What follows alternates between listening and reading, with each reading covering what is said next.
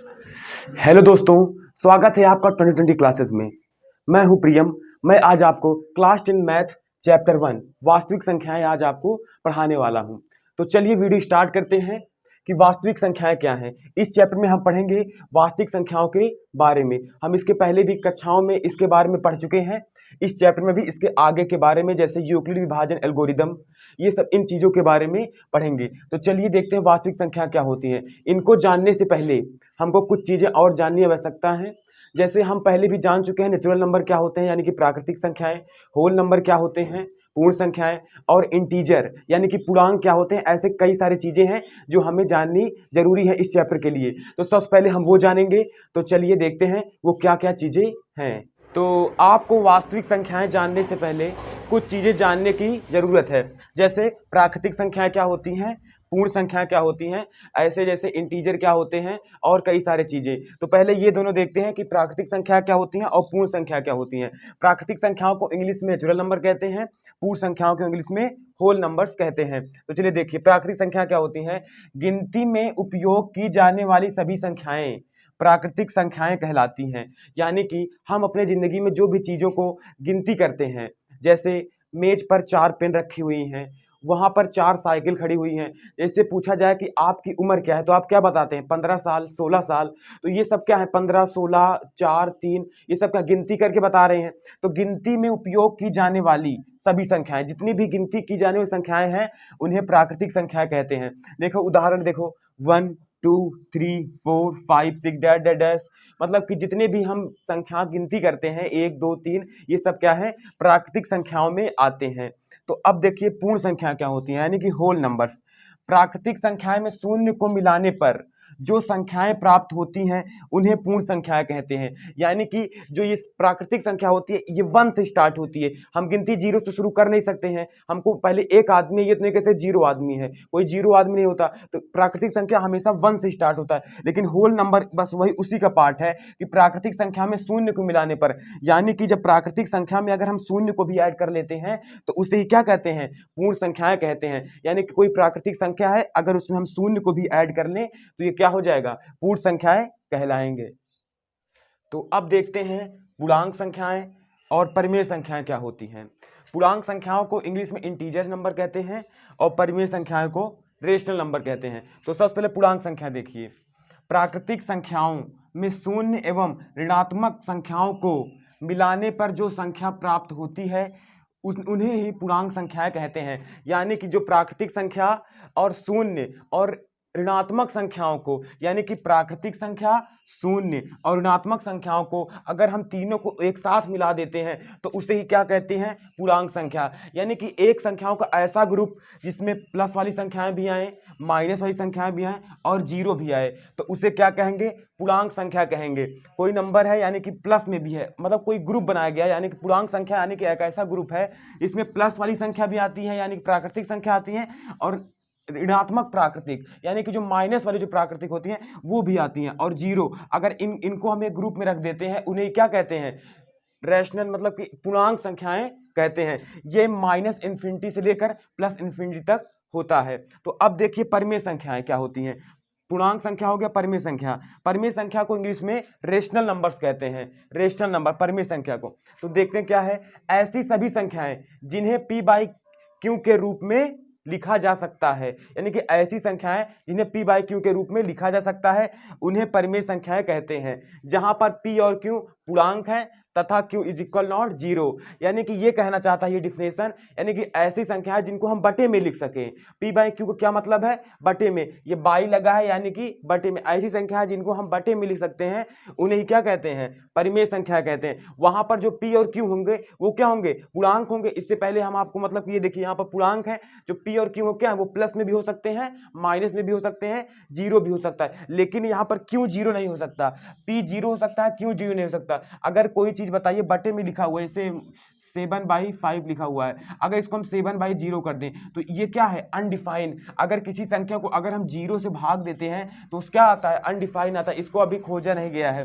तो ये सब संख्याएं हैं वो चल जाएगा, यानी कि 7 मतलब ये आएगा p बाई क्यू, ये p बाई क्यू क्या होगा, पूर्णांक होंगे यानी कि इंटीजर्स होंगे। लेकिन यहाँ पर क्यों क्या होगा, जीरो नहीं होगा, और प्लस माइनस चाहे जो ले लेंगे क्योंकि वो हो जाएगा। तो जैसे उदाहरण देखिए, जैसे 3/2, 4/2, 7/8, -9/7, ये सब क्या है, रेशनल नंबर। इनको हम बटे में लिख सकते हैं। और देखिए इसको ये p है, ये q है। p और q क्या है, पूर्णांक है, वो पूर्णांक में आते हैं। यहाँ माइनस भी आता है, पूर्णांक में माइनस भी आता है। तो p और q क्या है, लेकिन q को कभी जीरो नहीं करना है। ये क्या है, परिमेय संख्याओं की डिफिनेशन है।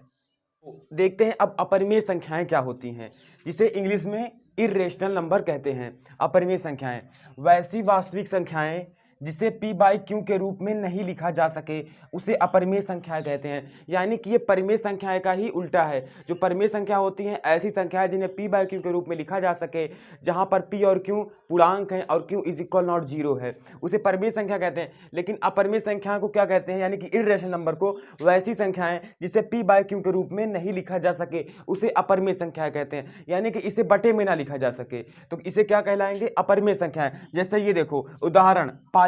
जो पाई होता है उसकी एग्जैक्ट वैल्यू क्या होती है, 3.14592653589797 ये इसकी वैल्यू कभी भी रुकती नहीं है। तो इसको हम कभी बटे में लिख ही नहीं सकते। जैसे अच्छा ये बताइए, जैसे ये लिखा है 2.15, तो यहाँ तक ये रुका हुआ है, तो इसको लिख सकते हैं 2.15/100। तो इसको हम बटे में लिख सकते हैं। तो ये क्या है, एक परिमेय संख्याएं हैं। लेकिन जिसको मतलब ये जिसकी वैल्यू चलती चली जा रही है, उसको बटे में कैसे लिख सकते हैं, तो ये क्या है, एक अपरिमेय संख्या है। लेकिन जो पाई की वैल्यू 22/7 होती है, जो पाई की वैल्यू 22/7 होती है, वो एक परिमेय संख्याएं हैं, क्योंकि उसको हम बटे में लिख सकते हैं 22/7, तो ये परिमेय संख्या है। लेकिन जो पाई है, पाई इसकी एग्जैक्ट वैल्यू थोड़ी है 22/7, इसकी कुछ अंक तक जाकर इसकी वैल्यू क्या हो जाती है, रुक जाती है। लेकिन जो पाई की जो वैल्यू है वो कहीं भी नहीं रुकती, वो हमेशा चलती रहती है। ऐसे ही कुछ नंबर और हैं, जैसे यूलर्स नंबर, ये आगे आपको मिलेंगे। जो यूलर्स नंबर है वो भी पाई की तरह ही आगे जाकर ये भी ऐसे चलती चली जाती है। और क्या है, गोल्डन रेशियो, ये भी इसका ये सिंबल है ई, और ये ऐसे बनता है गोल्डन रेशियो का सिंबल। तो ऐसे ये भी चलता चला जाता है, ये कभी भी नहीं रुकता। और जैसे √2 हो गया, √3 हो गया, √5, √77, √97, ये सब क्या है, अपरिमेय संख्या है। इन्हें हम p/q के रूप में नहीं लिख सकते। जैसे रूट में अधिकतर जो आती हैं, जो पूर्ण वर्ग नहीं बनती रहती, उसे क्या कहते हैं, अपरिमेय संख्या कहते हैं। जैसे अच्छा ये बताइए, जैसे रूट में 25 लिखा हुआ है, ये क्या, इसकी वैल्यू हमको पता है, इसकी वैल्यू क्या होती है, 5 होती है। तो ये क्या है, एक परिमेय संख्याएं है, क्योंकि इसे हम 5/1 के रूप में ऐसे लिख सकते हैं, यानी कि बटे में लिख सकते हैं। तो ये क्या है, एक परिमेय संख्या है। लेकिन ये हो गया √27, ये क्या है, एक अपरिमेय संख्या है। इसकी कोई एग्जैक्ट वैल्यू हम निकाल सकते नहीं है, इसको हमको निकालना पड़ेगा, दशमलव में जाएगा, तो ऐसे ये भी चलता चला जाएगा। तो ये क्या है, अपरिमेय संख्या है। तो अब देखिए वास्तविक संख्याएं, जो कि इस चैप्टर में पढ़ना है। इसी को बताने के लिए हम अभी तक आपको बता रहे थे पुरानी चीज़ें जो आप पिछली कक्षा में पढ़ रहे थे। तो वास्तविक संख्याएं क्या है, इसको भी हम शायद पिछली कक्षा में क्लास 9th में दिया था, इसको पढ़ चुके हैं।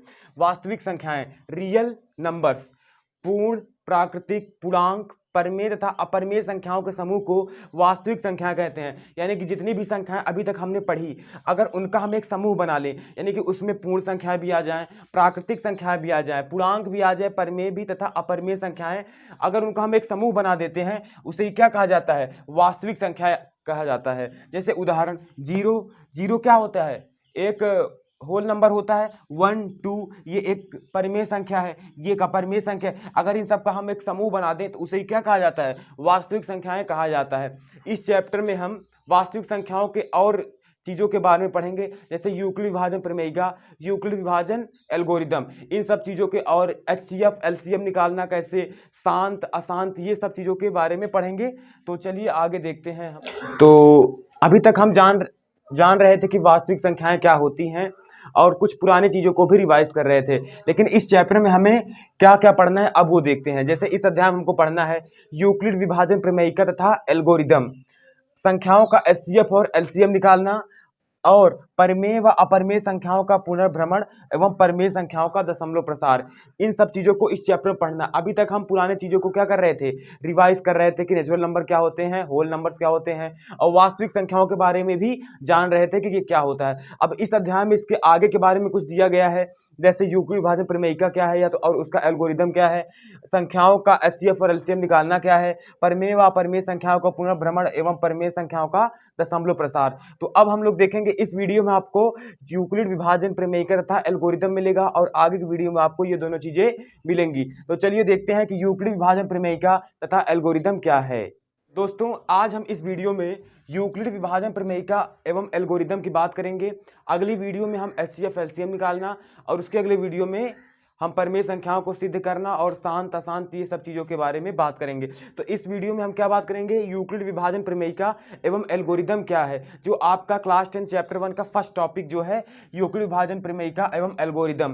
तो उसको जानने से पहले ये जो प्रमेयिका और एल्गोरिदम ये शब्द है इसका मतलब क्या होता है। जैसे प्रमेयिका और एल्गोरिदम ये क्या चीज़ें हैं। जैसे प्रमेयिका क्या होती है, प्रमेयिका एक सिद्ध किया हुआ कथन होता है और इसे किसी अन्य कथन को सिद्ध करने में प्रयोग करते हैं। यानी कि जो प्रमेयिका होती है ये एक कथन दे देगा, यानी कि वो सिद्ध किया हुआ एक कथन है और इसका प्रयोग आप अन्य कथन को सिद्ध करने के लिए करते हैं। जैसे आपका सर्कल आप पढ़े होंगे क्लास 9th में, तो आपको मतलब कुछ कहता नहीं है कि जैसे अर्धवृत्त पे बना कोण 90 डिग्री का होता है, वो आपका एक कथन है। आपको कथन दे देगा और आपको जब क्वेश्चन देगा तो आप क्वेश्चन में उसका प्रयोग करके अन्य चीज़ों को सिद्ध करते हैं। जैसे पाइथागोरस प्रमेय है, पाइथागोरस प्रमेय एक कथन सिद्ध हुआ है कि लंब का स्क्वायर प्लस आधार का स्क्वायर इक्वल टू कर्ण का स्क्वायर, वो एक कथन है, उसका हम प्रयोग करके त्रिभुज की और क्वेश्चंस लगाते हैं। ऐसे प्रमेयिका है। प्रमेयिका मतलब इसका ये मतलब है कि किसी चीज को सिद्ध किया गया है और उसका प्रयोग हम अन्य चीजों को सिद्ध करने के लिए करते हैं। तो ये हो गया। एल्गोरिदम क्या है, एल्गोरिदम सुपरिभाषित चरणों की एक श्रृंखला होती है जो एक विशेष प्रकार की समस्या को हल करने की एक प्रक्रिया या विधि प्रदान करती है। यानी कि प्रमेय एल्गोरिदम क्या है, एल्गोरिदम यानी कि जैसे कोई हमको काम करना है तो हम स्टेप बाय स्टेप यहाँ पर होता है कि एल्गोरिदम मतलब क्या होता है कि जैसे कोई हम काम कर रहे हैं तो पहला स्टेप क्या होगा, दूसरा स्टेप क्या होगा, तीसरा स्टेप क्या होगा, सुपरिभाषित होगा। जैसे स्कूल क्या होता है, स्कूल में पीरियड चलते हैं तो फिक्स होता है ना, पहला पीरियड ये चलेगा, सेकंड वाला पीरियड ये चलेगा, थर्ड वाला ये चलेगा। ऐसे ही एल्गोरिदम भी ऐसा मैथ में होता है कि आपको दे देगा पहला स्टेप ये है, दूसरा स्टेप ये है, तीसरा स्टेप ये है। ये सुपरिभाषित है, सुपरिभाषित चरण है। ये क्या है, एक विशेष प्रकार की समस्या को हल करने में प्रयोग किया जाता है, उसे क्या कहते हैं, एल्गोरिदम। यानी किसी काम करने के कोई चरण है उसका हम यूज करके क्वेश्चन को क्या करते हैं, हल करते हैं। तो ये हो गया प्रमेयिका, ये हो गया एल्गोरिदम। अब हम जानेंगे कि यूक्लिड विभाजन प्रमेयिका क्या है। ये तो सबके लिए है एल्गोरिदम प्रमेयिका। यूक्लिड विभाजन प्रमेयिका क्या है, यूक्लिड विभाजन एल्गोरिदम क्या है। तो अब हम देखेंगे यूक्लिड विभाजन प्रमेयिका क्या है। प्रमेयिका जान चुके हैं, कोई चीज कोई कथन सिद्ध होता है उसका हम प्रयोग करते हैं अन्य कथन को सिद्ध करने के लिए। तो लेकिन अब देखते हैं यूक्लिड विभाजन प्रमेयिका क्या है। तो इसके अनुसार प्रत्येक धनात्मक पूर्णांक यानी कि प्राकृतिक संख्या a को किसी अन्य धनात्मक पूर्णांक b से इस प्रकार विभाजित किया जाता है, यानी कि कोई धनात्मक पूर्णांक a है और कोई एक अन्य धनात्मक पूर्णांक b है। अगर हम a में b को क्या करते हैं, भाग देते हैं, तो हमको शेषफल प्राप्त होता है जिसे r से प्रदर्शित किया जाता है। भाग देंगे कुछ शेषफल प्राप्त होगा, उस शेषफल को r से प्रदर्शित किया जाता है। जो r होता है, r हमेशा 0 से बड़ा या तो बराबर या तो b से छोटा होता है। जैसे अगर हम 5 से भाग देते हैं किसमें, 27 में, तो कितनी बार ले जाते हैं, 5 बार ले जाते हैं, तो क्या हो जाता है 25, तो आ जाता है 2। तो ये देखो r जो आया है, r को क्या कहते हैं, r को शेषफल कहते हैं। जो शेष बचता है ये हमेशा जिससे हम भाग दिए रहते हैं उससे हमेशा छोटा होता है या तो 0 आ जाता है। जैसे अगर यही हम करें 7 को भाग दें 49 में, 7 को अगर हम भाग दे रहे हैं 49 में, तो ये कितनी बार जाएगा, 7 7 जा 49,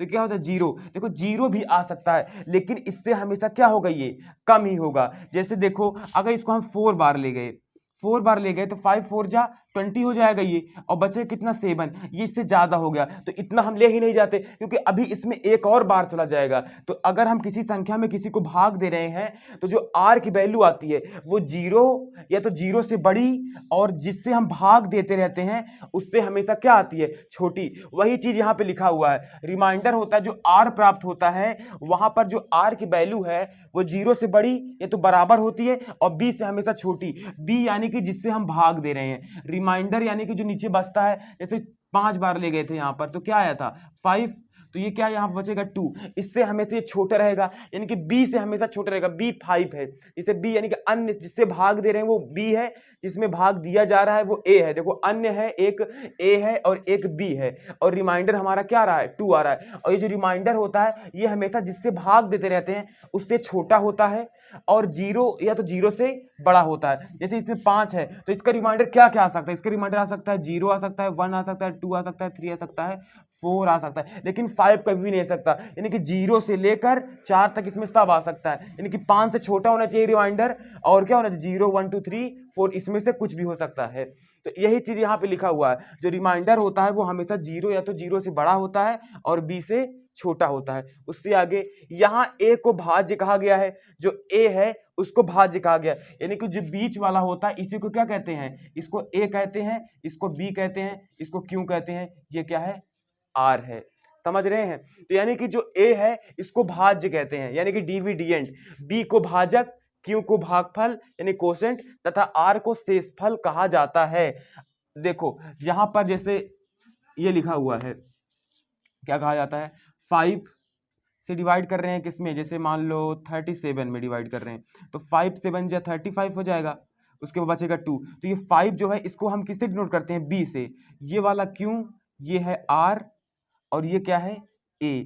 तो यही चीज यहाँ पे लिखा हुआ है कि भाज्य को a से, यानी जिसमें भाग दिया जा रहा है वो a है, b क्या है जिससे भाग दे रहे हैं, q क्या है जितनी बार गया है, और ये r क्या है जो बचा हुआ है, यही क्या है यहाँ पर। अब आगे देखो अतः, हम देखो अब ये प्रमेयिका क्या है, यानी कि क्या चीज सिद्ध किया गया है। प्रमेयिका मतलब क्या होता है, कोई कथन सिद्ध होता है और उसका प्रयोग करते हैं हम अन्य कथन सिद्ध करने के लिए, तो ये प्रमेयिका है। जो ये लिखा हुआ है ये दोनों चीज, यही क्या है, ये चीज सिद्ध हुआ है कि जो देखो भाज्य होता है, भाज्य यानी कि समझ रहे हो, भाज्य, भाज्य यानी कि जो ये बीच वाला यानी a है, जो ये 37 है, ये क्या है, जो ये भाज्य है ये हमेशा भाजक और भागफल के गुणा, यानी कि भाजक एवं भागफल यानी कि 5 इंटू 7 और शेष फल के प्लस के हमेशा क्या होता है बराबर।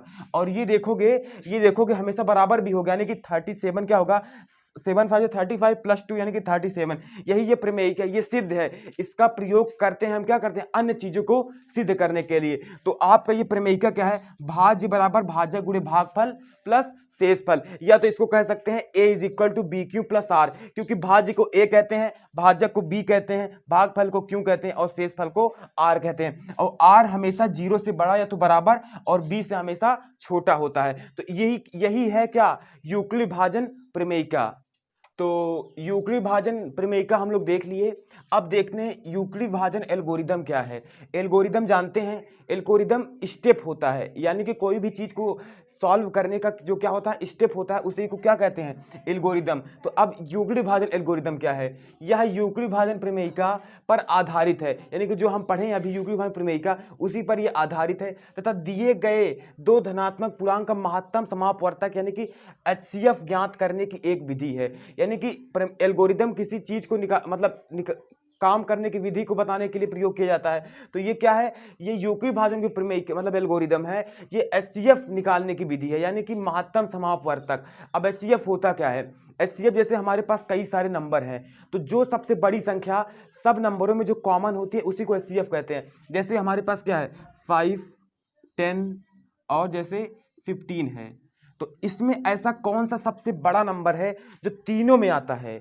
इसमें भी देखिए 5 आता है, और ये 2 इंटू 5 है, यानी कि इसमें भी 5 आता है, ये 3 इंटू 5 है, इसमें भी क्या आता है 5 आता है। तो ये 5 जो नंबर है ये तीनों में कॉमन है। तो जो सबसे बड़ी संख्या तीनों में कॉमन होती है उसी को क्या कहा जाता है, HCF कहा जाता है। HCF यानी कि इसमें HCF क्या हो गया 5, इन तीनों में HCF क्या हो गया 5। ऐसे कई सारे नंबर आपको दिए जाएंगे, तो अगर उसमें जो सबसे बड़ा नंबर रहेगा उसी को क्या कहा जाता है HCF। जैसे ये लिखा हुआ है 15 लिखा हुआ है और 21 लिखा हुआ है और 27 लिखा हुआ है, तो इसको लिखेंगे क्या होगा 3 इंटू 5, इसको लिखेंगे, अब कॉमा यहाँ पर रहेगा, तो इसको लिखेंगे क्या होगा 3 इंटू 7, और इसको लिखेंगे तो क्या होगा 3 इंटू 3 इंटू 3। तो देखो इसमें सब में 3 कॉमन, ये 5 है, इसमें सब में 3 देखो कॉमन, ये और ये सबसे बड़ा संख्या ऐसा जो कॉमन है, इसी को क्या कहा जाता है, HCF कहा जाता है। अब यूक्लिड विभाजन एल्गोरिदम का प्रयोग करते हुए हम HCF कुछ स्टेप में निकालना होता है, उसको हम क्वेश्चन से समझेंगे। तो चलो इसके आधारित जो क्वेश्चन बनते हैं वो देखते हैं कि HCF कैसे 2 नंबरों का निकाला जाता है। तो चलिए देखते हैं। तो चलिए देखते हैं, अभी तक हमने यूक्लिड विभाजन एल्गोरिदम पढ़ा, तो उससे हम इसको क्वेश्चन लगाते हैं यानी कि HCF निकालते हैं। तो जैसे 81वां क्वेश्चन ये है आपका पहला क्वेश्चन कि 81वां 237 का महत्तम समापवर्तक यानी कि HCF ज्ञात कीजिए। तो हम यूक्लिड विभाजन एल्गोरिदम से इसका HCF कैसे ज्ञात करते हैं। एल्गोरिदम मतलब स्टेप, तो इसमें आपको कुछ स्टेप होंगे, इससे आपको क्या करना होगा, इसका HCF ज्ञात करना होगा। जैसे सबसे पहला स्टेप क्या है, आपका पहला स्टेप हमेशा होना चाहिए, जैसे 2 नंबर दिए गए हैं तो उनमें से देखिए कौन सा छोटा है और कौन सा बड़ा है। जैसे 81 है तो 81 है, तो इसमें क्या है, 81 छोटा है किससे, 237 से। तो आपको सबसे पहले ये पता लगाना होगा इसमें कौन सा बड़ा है और कौन सा छोटा है। जो सबसे बड़ा होगा उसे क्या मानेंगे, उसे ए मानते हैं, यानी कि 237 जो सबसे बड़ा है उसे ए मानते हैं, और जो छोटा है उसे क्या मानते हैं, बी मानते हैं। तो जैसे इस HCF निकालना है, हम बताएं HCF मतलब इन दोनों में कॉमन जो सबसे बड़ी संख्या जो कॉमन होगी उसे क्या कहते हैं, HCF कहते हैं। तो इसका तरीका क्या है, भाग देकर इसमें कॉमन देखा जाता है। तो अब क्या करेंगे, अब इसमें से इसको क्या करेंगे, भाग देंगे। जैसे अब जैसे सबसे पहले देख लिए बड़ा छोटा कौन सा है, तो इसमें क्या देखेंगे, अब इसमें भाग देंगे। जैसे 81 का किसमें भाग देंगे, 237 में, 237 भाग देंगे, कितनी बार जाएगा, 2 बार जाएगा। 2 1 जा 2, 8 2 जा 16, तो 7 में से 2 गए 5, ये हो जाएगा 7, 7 75 बचा। अब 75 हो गया, तो अब हमको लिखना क्या होगा, देखो हमको एग्जाम में लिखना होगा। तो आपको ये सब जो स्टेप में बता रहा हूं ये आपको ही प्रैक्टिस करना है, आपको भी लिखना है। तो अब आप यहां पर क्या लिखेंगे कि यूक्लिड यूक्लिड यूक्लिड रुकिए, यूक्लिड विभाजन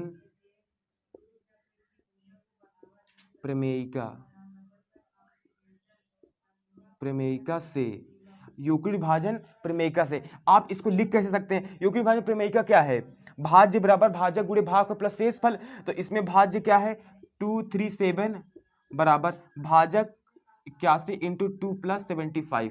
आपको ये स्टेप जरूर लिखना है, क्योंकि आपको एग्जाम में देगा कि 81वां, जैसे यहाँ पर क्वेश्चन 81वां इतने का HCF ज्ञात कीजिए, वो भी यूक्लिड विभाजन प्रमेयिका की मदद से। तो आप ऐसे ही आपको एक एक स्टेप क्या करना होगा, लिखना होगा। उसके बाद आप लिखेंगे स्पष्टतः यहाँ पर जो 75 इज इक्वल नॉट 0, यहाँ पर जो 75 आया है वो 0 के बराबर नहीं है, यानी कि अभी तक पूरा कॉमन नहीं मिला हुआ है, क्योंकि कॉमन ही HCF होता है, अभी तक पूरा कॉमन नहीं मिला हुआ है। तो अब क्या होगा, अब हम 75 से इसमें भाग देंगे, क्योंकि अब इसमें इन दोनों में कॉमन देखना है, क्योंकि अब ये बचा हुआ है। तो अब इन दोनों में कॉमन देखने के लिए अब फिर देखेंगे कि इन दोनों में बड़ा कौन सा, हमेशा ये वाला छोटा आता है। यह भी आपको बताया कि जो रिमाइंडर आता है हमेशा भाज्य से छोटा होता है, तो इसमें से क्या करेंगे, इसमें भाग देंगे। तो इसमें से इसमें भाग देंगे, तो ये आपका फर्स्ट स्टेप था। अब आपका सेकंड स्टेप क्या होगा, ये आपका फर्स्ट स्टेप है। तो अब देखिए आप सेकंड स्टेप में क्या लिखेंगे, सेकंड स्टेप में आप लिखेंगे, सेकंड स्टेप में फिर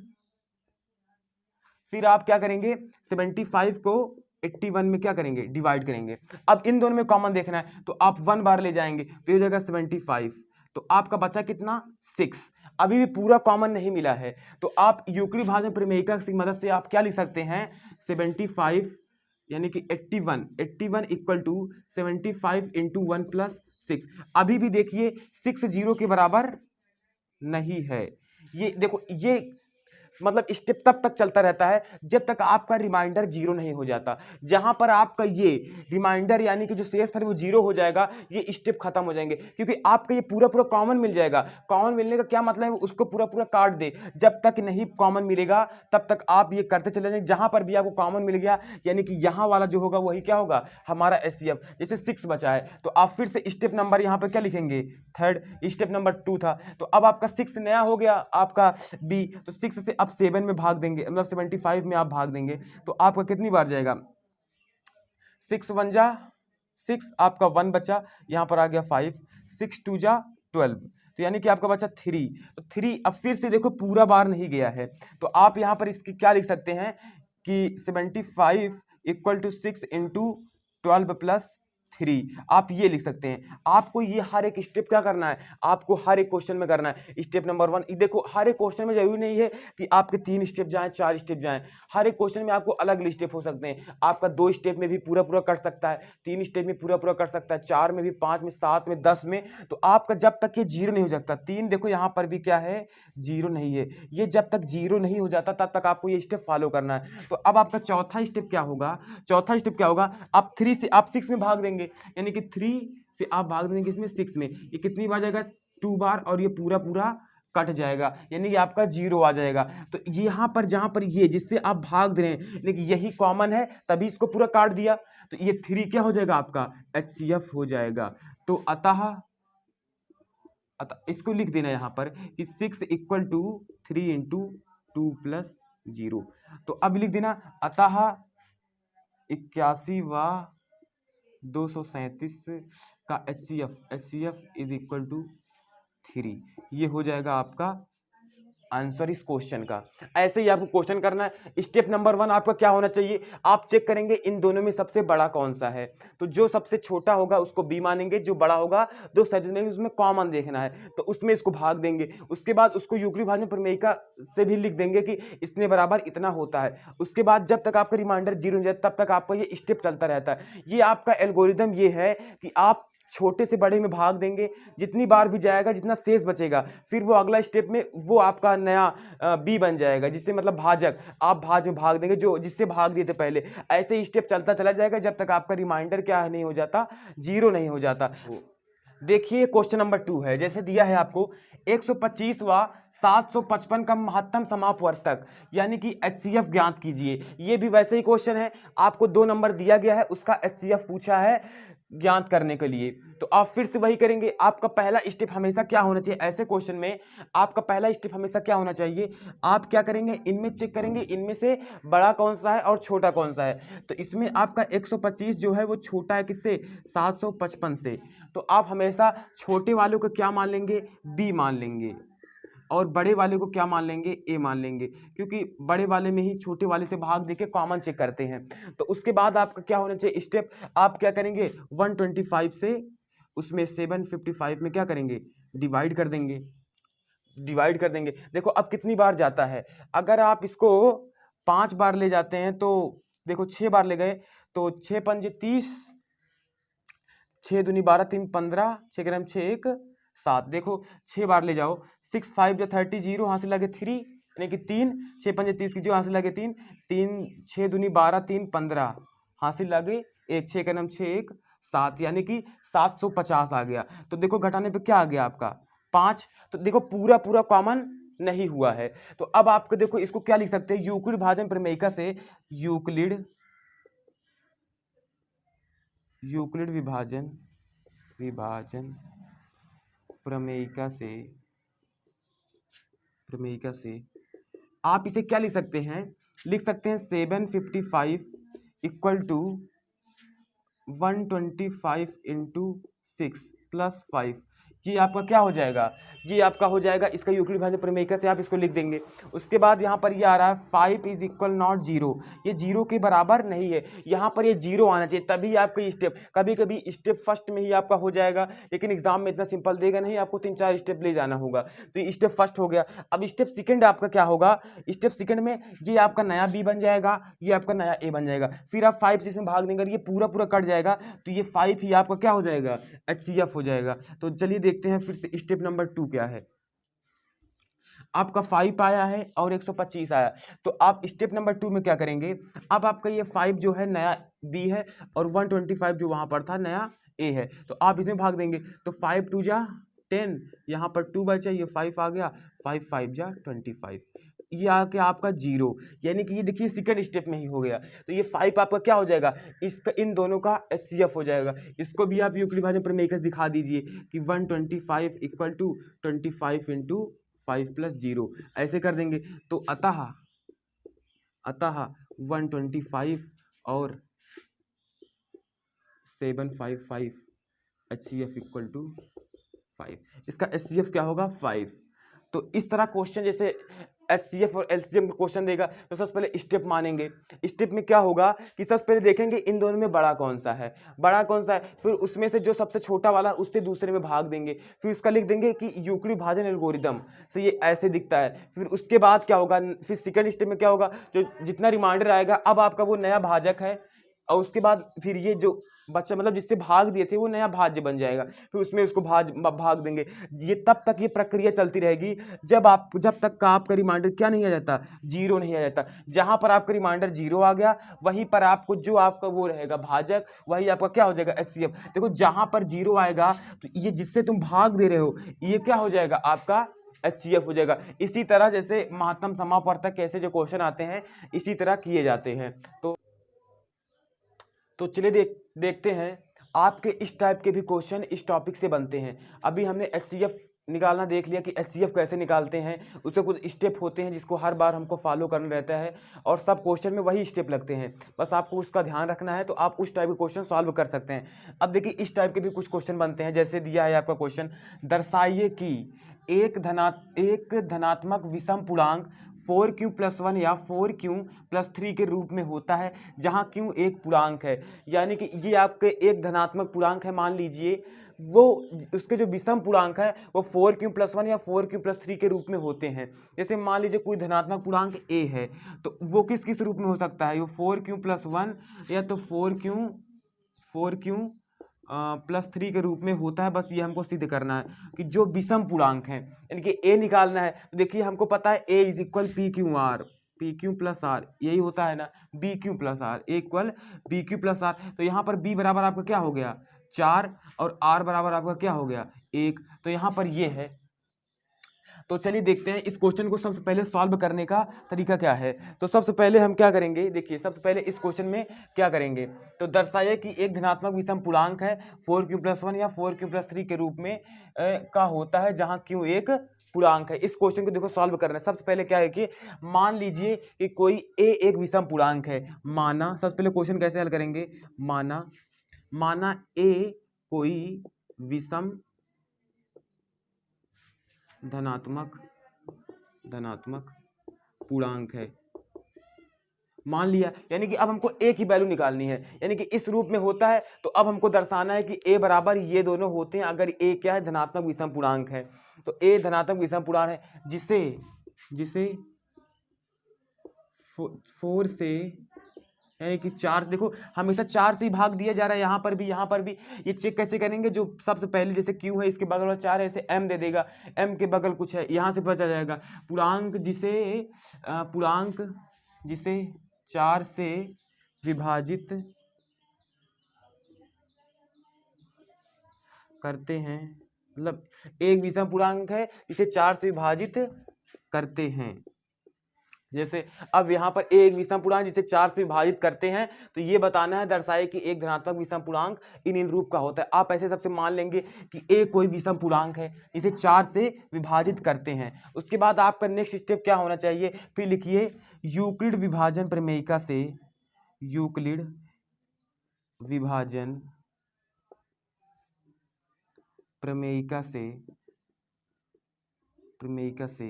देखो अब हम इस टॉपिक में यूक्लिड विभाजन प्रमेयिका पढ़ रहे हैं तो इसी से सारी चीजें सिद्ध होंगी।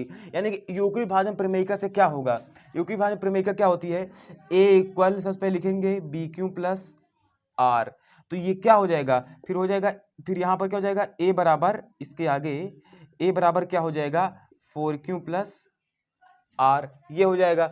जहां पर r क्या हो सकता है, r 4 है तो यानी कि 0 1 2 3 4 5, तो r की वैल्यू 0 से लेकर 5 तक पूरी सकती है, क्योंकि 5 कह रहे हैं यार 3 तक, सॉरी 3 तक हो सकती है। यानी कि 4 है तो 4 से कम ही तो होगा, यानी कि 0 से बड़ा और 4 से कम, ये सारी वैल्यू क्या हो सकती हैं r की यहाँ पर हो सकती हैं। तो आप सबसे पहले क्या करेंगे, मान लेंगे कि a कोई विषम धनात्मक पूर्णांक है, इसे 4 से विभाजित करते हैं, यानी कि 4 से विभाजित करते हैं तो यूक्लिड विभाजन प्रमेय से क्या लिख सकते हैं, a = BQ+R, तो a का मान क्या हो सकता है 4q+R और r की वैल्यू ये सारी हो सकती हैं। हम a के कितने मान हो सकते हैं, अगर जैसे किसी संख्या को हम ये निकाल दे रहे हैं कि अगर हम a कोई जितने भी संख्या, अगर कोई a मान लेते हैं कोई विषम पूर्णांक है, अगर उसको 4 से मतलब किसी संख्या ए है, अगर उसे 4 से भाग देते हैं तो क्या क्या शेष बचता है, हम ये सारी संख्याएं निकाल देंगे और ये चेक करेंगे कि इसमें से कौन सा विषम है। जो जो विषम रहेगा उसको ले लेंगे, जो जो सम है उसको नहीं लेंगे, क्योंकि हमको क्या कहा है, एक धनात्मक विषम पूर्णांक। तो सबसे पहले हम कोई संख्या ए विषम पूर्णांक मान लेंगे, ये 4 से विभाजित किया जाता है। फिर उसके बाद हमारा स्टेप क्या होगा, यूक्लिड भाजन प्रमेयिका से उसको कैसे लिख सकते हैं, तो a बराबर बी क्यू प्लस आर होता है, जिसे लिख सकते हैं a equal 4q plus R. R की वैल्यू ये हो सकती है। तो अब क्या करेंगे, सबसे पहले आर की वैल्यू 0 रखेंगे तो देखेंगे a का मान क्या आएगा, फिर आर की वैल्यू 1 रखेंगे, फिर देखेंगे a का मान क्या आएगा, फिर आर की वैल्यू 2 रखेंगे, देखेंगे a का मान, आर की वैल्यू 3 रखेंगे, a का मान क्या आएगा। आर की वैल्यू आई कहाँ से, आर की वैल्यू देखो जिससे भाग दे रहे हैं वो क्या है, 4 है। तो ये जो आर की वैल्यू होती है वो हमेशा इससे कम होगी, जैसे 3 2 1 0, और वो 0 से स्टार्ट होकर जाएगी क्योंकि रिमाइंडर 0 भी आता है। तो ऐसे ही करेंगे। अब देखो सबसे पहले हम क्या करेंगे, a को 0 मानेंगे, a को 1 मानेंगे, a को 2 मानेंगे, a को 3 मानेंगे, ये सारी वैल्यू क्या आ जाएंगी, एक ही आ जाएंगी।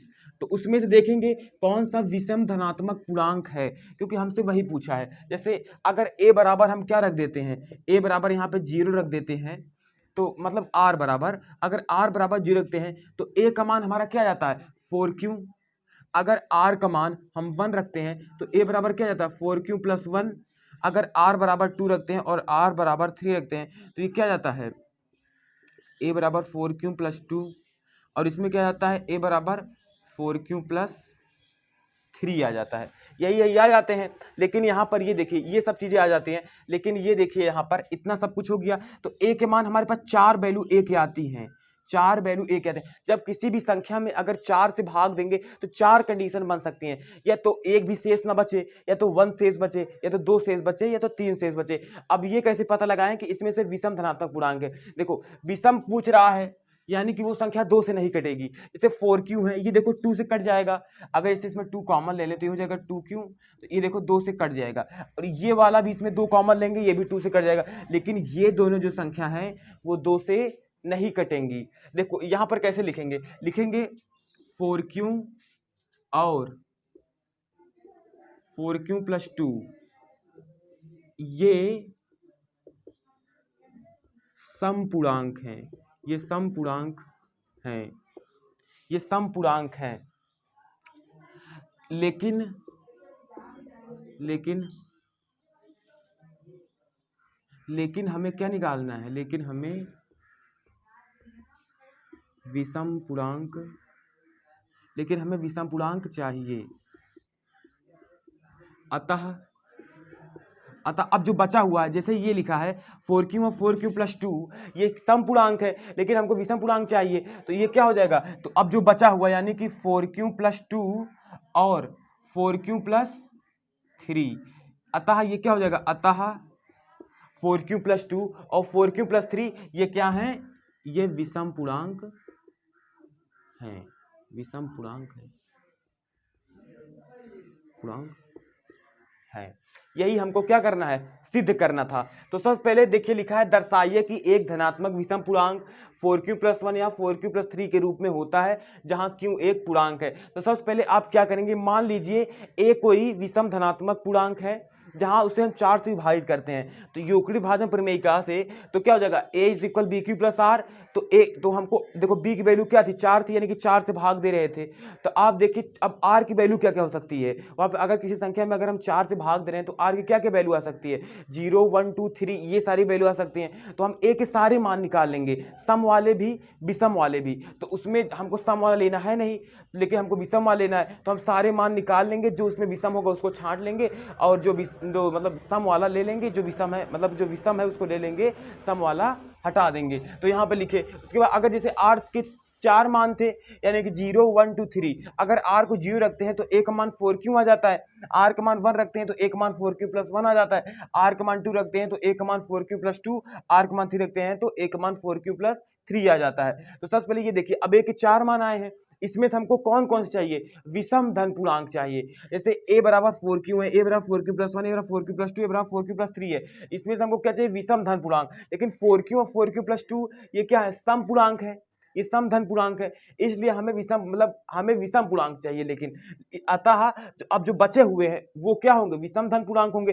जब ये सम है तो अब बचे हुए क्या होंगे, विषम होंगे, यानी कि 4q+3 या 4q+1 क्या होंगे, विषम धन पूर्णांक होंगे। यहाँ पर 1 है, 4q+1 जो है वो क्या है, विषम धन पूर्णांक है। यानी कि अब हमसे ये क्या कहा था, दर्शाए कि एक धनात्मक विषम पूर्णांक 4q+1 4q+3 के रूप में होता है। तो आ भी गया, अतः जितने भी मतलब कि विषम धनात्मक पूर्णांक है वो 4q+4q+3 के रूप में होते हैं। अगर ये लेंगे तो सम आ जाएगा। तो इस टाइप के क्वेश्चन का करने का तरीका यही है, आप ऐसे मानेंगे, उसके बाद से यूक्लिड भाजन प्रमेयिका से देख लेंगे क्या बनेगा, उसका रिमाइंडर देखेंगे कितना कितना आएगा, और सारे रिमाइंडर देख लेंगे क्या होगा। अगर सम पूछा होता तो ये आंसर आता, अब विषम पूछा है तो ये आंसर आएगा। ऐसे ही हम एक आध दो क्वेश्चन और करते हैं और आपको और समझ में आ जाएगा। तो देखिए है क्वेश्चन नंबर 4, ये भी पिछले वाले की तरह ये क्वेश्चन है। जैसे दर्शाइए कि एक धनात्मक विषम पूर्णांक 6q+1 या 6q+3 या 6q+5 के रूप में लिखा जा सकता है। ये भी पिछले वाले की तरह है, उसमें 4q+1 और 4q+3 था, इसमें 6q+1 या 6q+3 या 6q+5 के रूप में। जैसे हम पिछले वाला क्वेश्चन किए थे ऐसे इसमें भी लिखेंगे। जैसे इसमें क्या लिखेंगे, माना ए कोई विषम, जैसे इसमें पूछा क्या है आपसे, क्या पूछा, विषम धन पूर्णांक, इसमें पूछा धनात्मक विषम पूर्णांक, ऐसे इसमें लिखेंगे। माना ए कोई विषम धन पूर्णांक है जिससे क्या किया जाता है, जिसे 6 से विभाजित किया जाता है, विभाजित किया जाता है।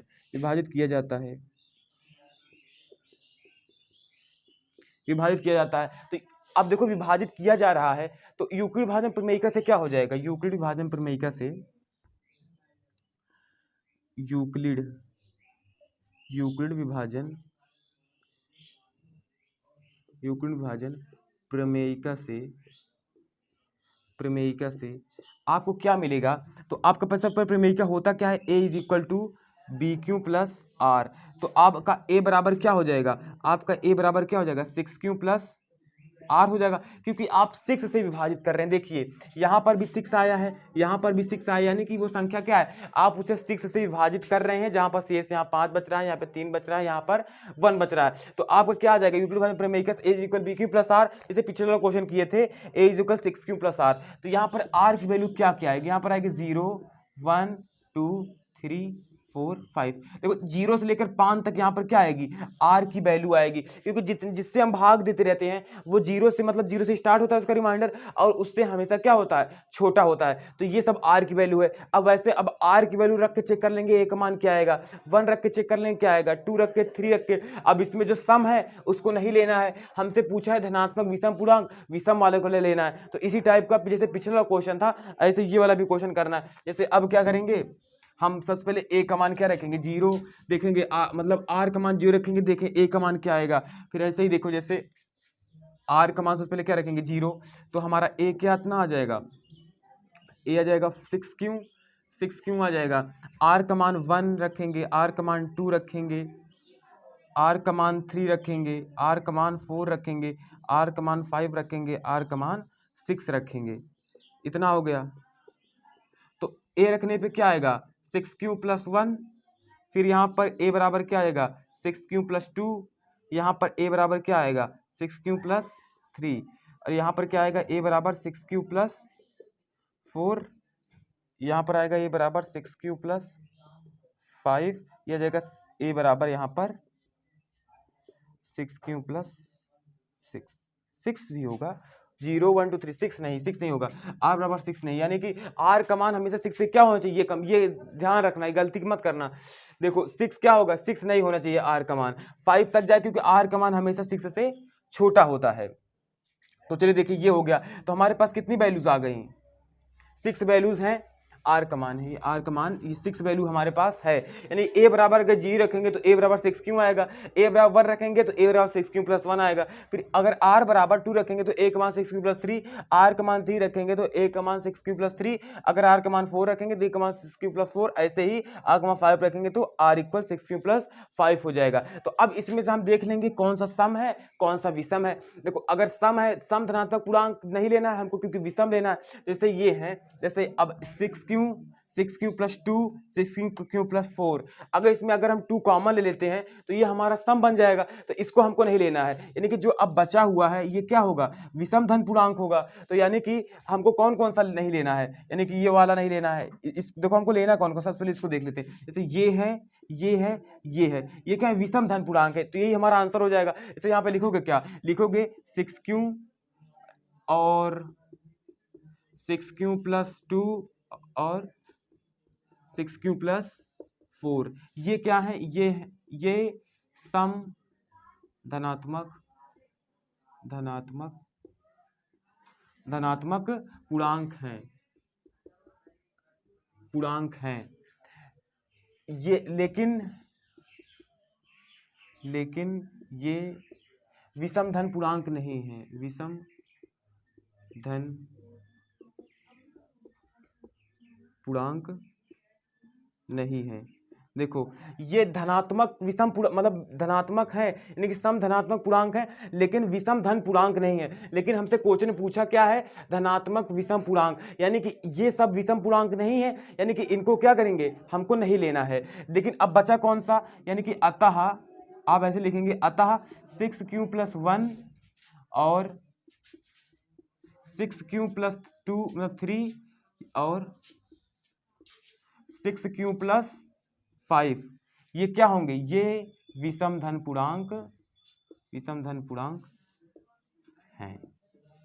पूर्णांक है। यानी कि ये सम धन पूर्णांक है, विषम धन पूर्णांक नहीं है। लेकिन अतः लेकिन जो बचेगा अब वो तो विषम होंगे। ये देखो ये 2 से कट जा रहा है, ये भी। अब ये सम संख्या में 1 जोड़ोगे तो विषम आएगा, सम संख्या में देखो 6 से गुणा कर दिया यानी कि विषम है। यानी कि ये जो बचा हुआ ये विषम धन पूर्णांक, ये हमको प्रूफ करना था कि 6q plus 1, 6q plus 3, 6q plus 5 ये क्या है, एक विषम धन पूर्णांक है। तो आप ऐसे ही क्या करेंगे, क्वेश्चन करेंगे, ऐसे आपको क्वेश्चन आएगा, ऐसे ही आप क्वेश्चन करेंगे। तो चलिए, अगर आपको इससे इन सब क्वेश्चनों में कोई दिक्कत होती है नीचे कमेंट बॉक्स में जरूर बताएं। ये आपको लेक्चर कैसे लग रहा है वो भी बताएं। अगर आप कौन सा वीडियो देखना चाहते हैं, साइंस भी पढ़ना चाहते हैं, हिंदी भी है, इंग्लिश भी है, क्लास 10th की, आप इस चैनल पे सारी मतलब सब्जेक्ट की वीडियो इस चैनल पर डाली जाएगी। आप जैसे बताइए कि आपको क्या चाहिए। अब जैसे कोई और क्वेश्चन अगर आपको पूछना है इस चैप्टर के बारे में तो आप कमेंट बॉक्स में बता सकते हैं कि ये क्वेश्चन हमको जानना है। हम एक और वीडियो बनाएंगे, क्योंकि सारे क्वेश्चन इस मतलब वीडियो में नहीं हो पाए हैं। हम और सारे मतलब एक वीडियो और बनाएंगे जिसमें सिर्फ क्वेश्चन ही क्वेश्चन करवाया जाएगा आपको। जैसे इसका ये क्वेश्चन, इसके और टाइप के भी क्वेश्चन बनते हैं जो एग्जाम के पॉइंट ऑफ व्यू से बहुत ज़्यादा इंपॉर्टेंट होते हैं। ये सब क्वेश्चन एग्जाम में डायरेक्ट पूछे जाते हैं। तो अगले वीडियो में, जैसे शायद कल ही आपका ये अगला वीडियो आ जाए, तो अगले वीडियो में आपको क्या बताया जाएगा, इसके मतलब क्वेश्चन सॉल्व कराए जाएंगे। आप क्वेश्चन सॉल्व करा लेंगे तभी आपका आगे का टॉपिक होगा। धीरे धीरे हम क्या करेंगे, पूरा करते ही चले जाएंगे। तो जैसे आपको ये वीडियो कैसा लगा आप जरूर कमेंट बॉक्स में जरूर बताइएगा।